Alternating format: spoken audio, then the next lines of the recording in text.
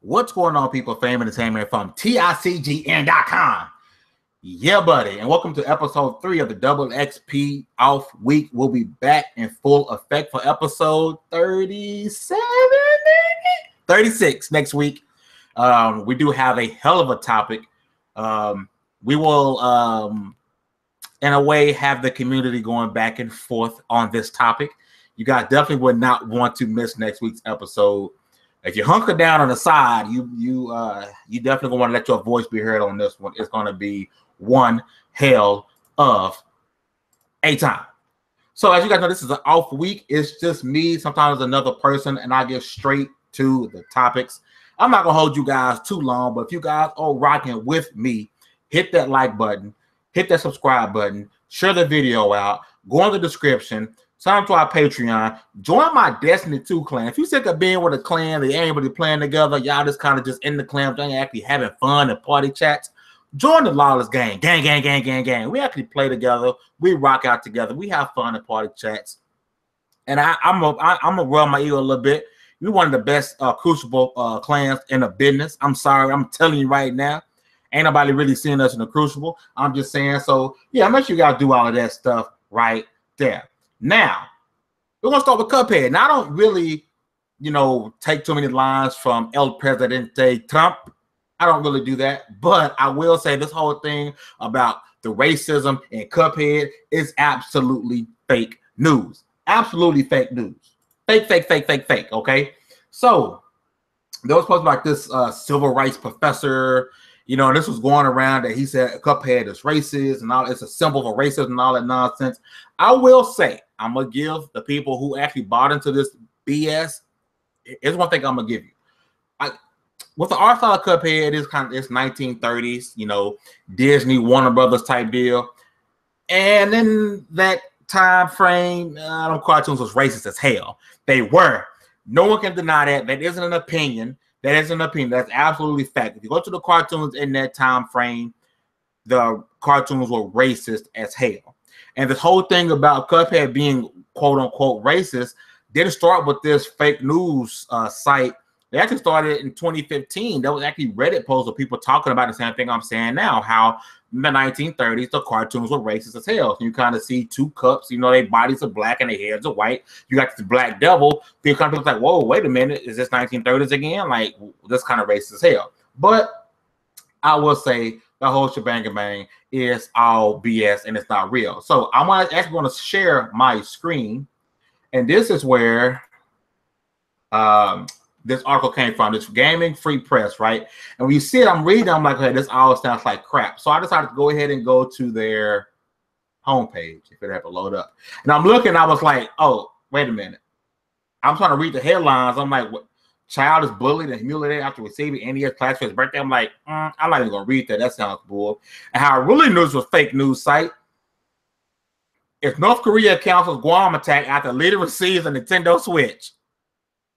Fuck out of here. I immediately was like, okay, people who are running with this whole or bringing back up the topic about Cuphead being racist, and this is where you get it from. And my boy Anchorman reached out to this site, and they followed him back, and he asked him about it, asked him for a link, something that let me see the professor, give me a link to the professor, give me something, some cold hard facts that this professor even exists, and never got responded to him. So Cuphead being racist, like I said, you won't get very many quotes from El Presidente Trump.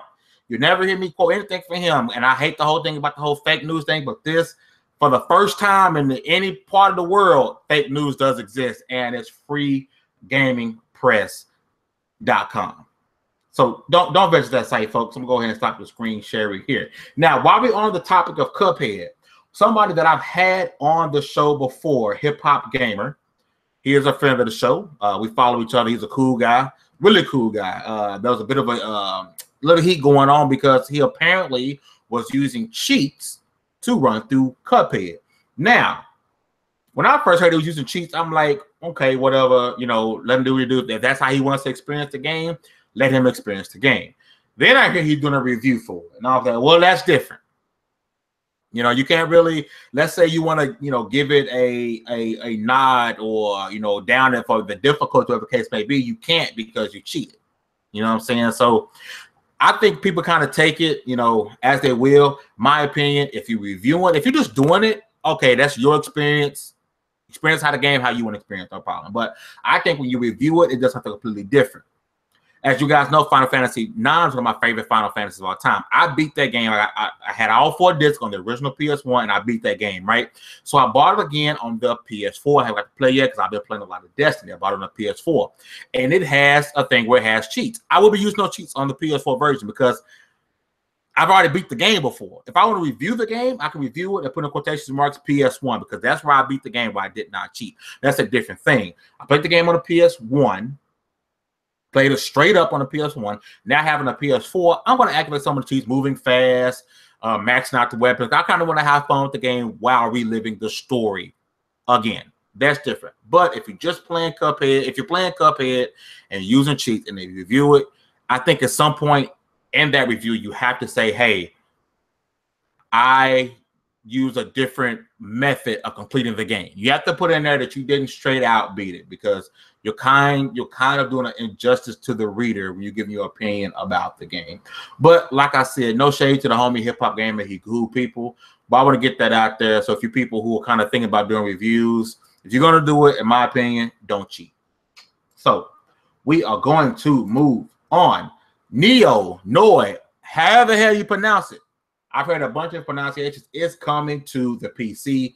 And I know there are some people, I'm not going to say no names, who are on absolute suicide watch, which they shouldn't be, but they're on suicide watch.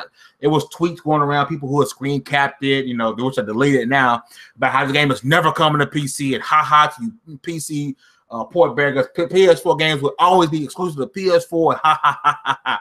Now I realize Team Ninja, who are developers of Nioh, don't give a damn about your console wars, sir, and they're going to put it to where they can make more money. So this game is coming to PC. Just like any other game that's on PC, it will be the definitive version of the game. And more people get to enjoy it. It's not like this game came out the next week or the next month. Even if, like I said, even the fact that it came out a while back, you still shouldn't be upset that more people get to enjoy your game. Oh, I don't want these people to enjoy the game unless they play it on the PlayStation. As if you got some stocks in PlayStation.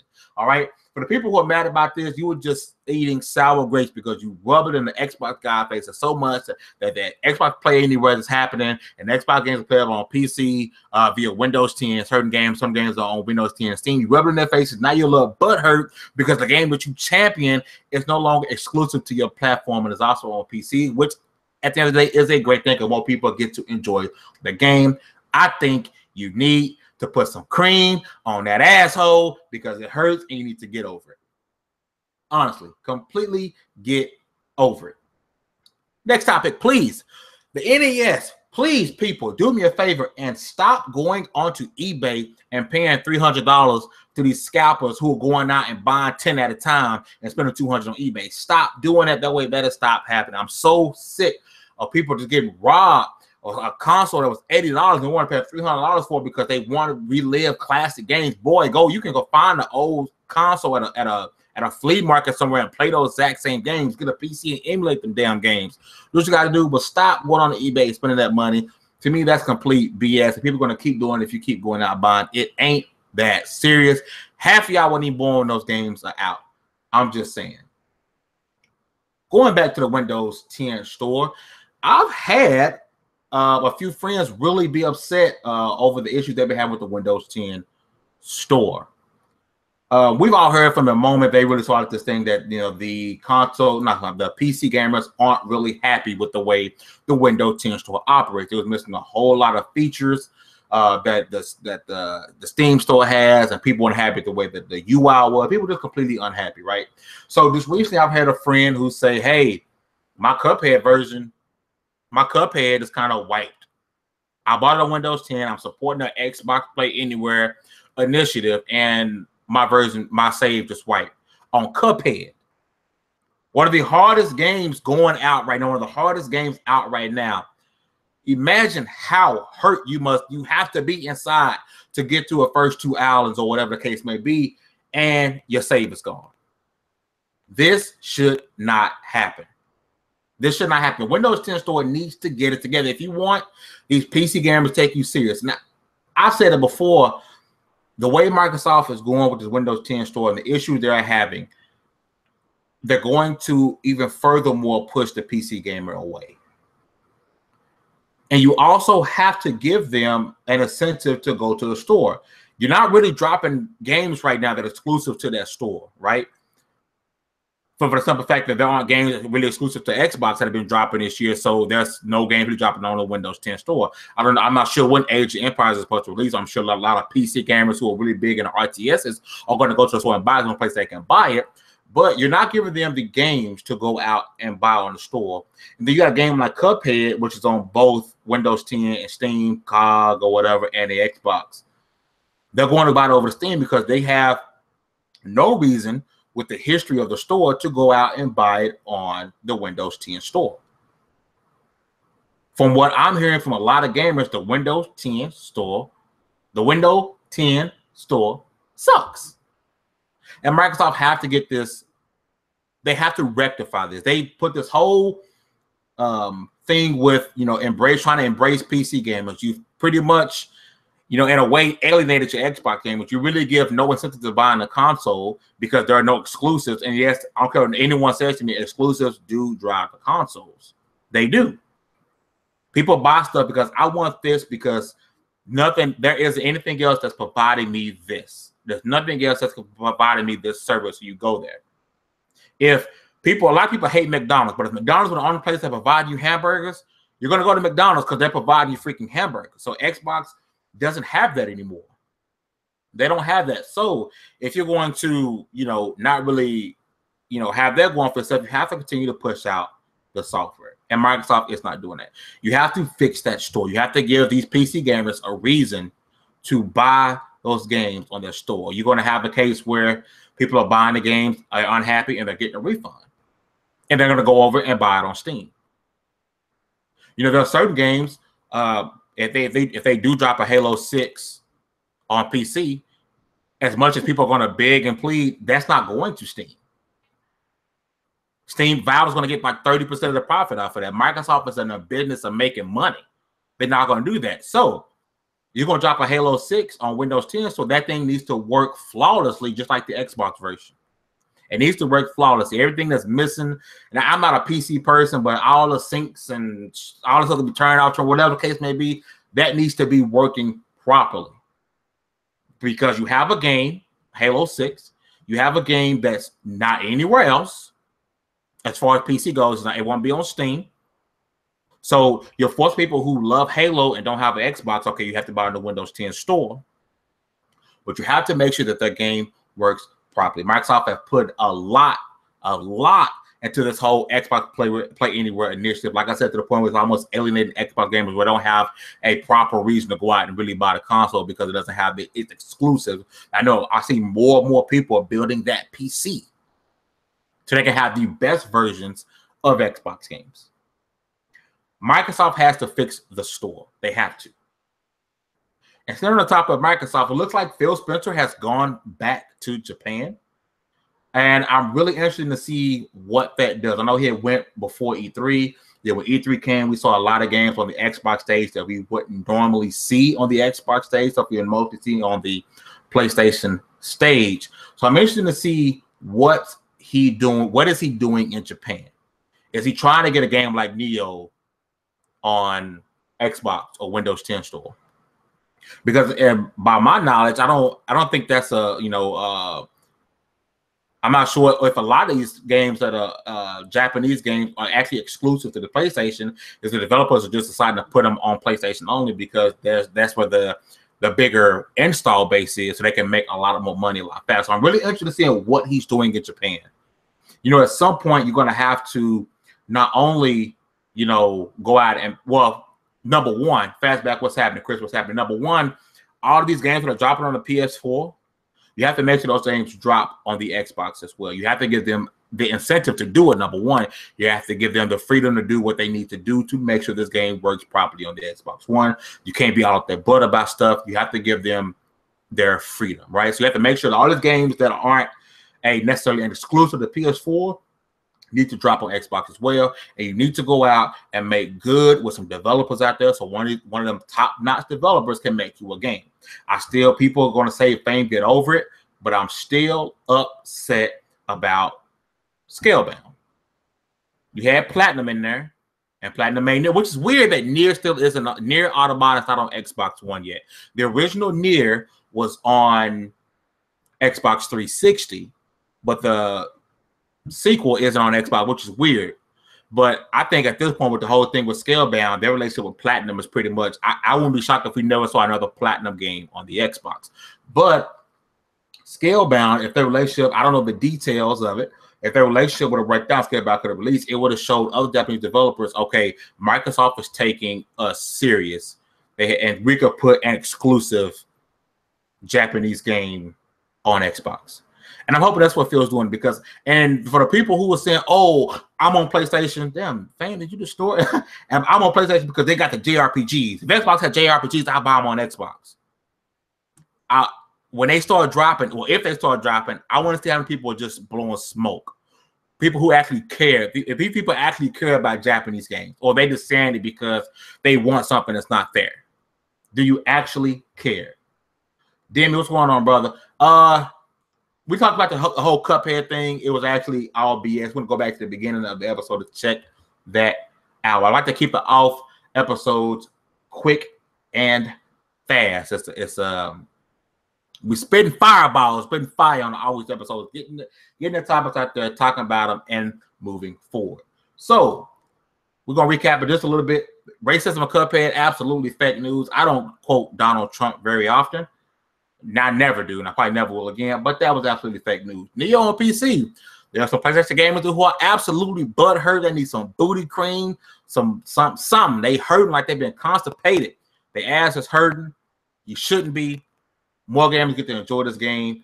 Happy for the PC gamers who, like every other game, this is pretty much a generation. They will be getting to enjoy it. And I see a lot more of these games coming to PC. You know, Persona 5. I know the developers Persona 5 just are in a battle with some people who are emulating that game on PC.